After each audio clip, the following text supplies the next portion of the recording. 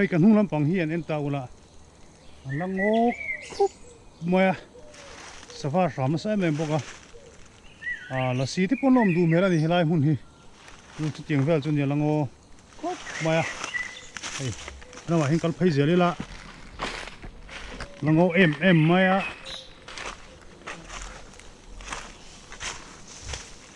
mi hình con lúc tục lâu hey John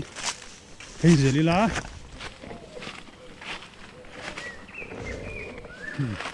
muốn mà hiện nuông em mà đại song song mày qua lùm bốc xia với chú hiện hay ngon hoài cái ông đại về là nè ông thần đại về là nè hey khôi khủy chỉ tập bốc ha là giảm nuôi mày muốn nôm lẽ mình muốn nôm lẽ để ngót mình muốn nói hết trơn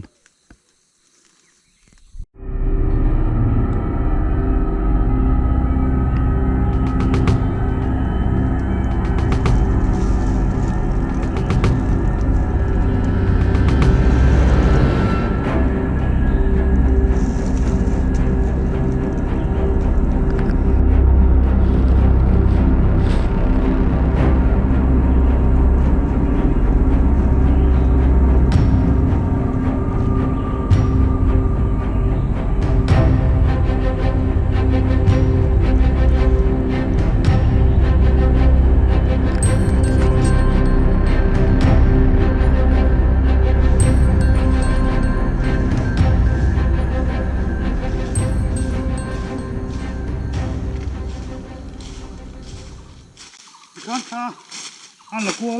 rồi phun hi sẽ ta khăn ngô in thình tới bôi upat tối em mà này khá lại muốn hiền in mi hiền cal phắc ngay lâu tiệt xe ta nãy kia muốn mà tới bôi cái xây tụi nó chúng cần là dẹp tắt đòn nãy kia mi nó cal về đủ tăng quên comment là mà tới bôi cái lên sang tụi nó ngay là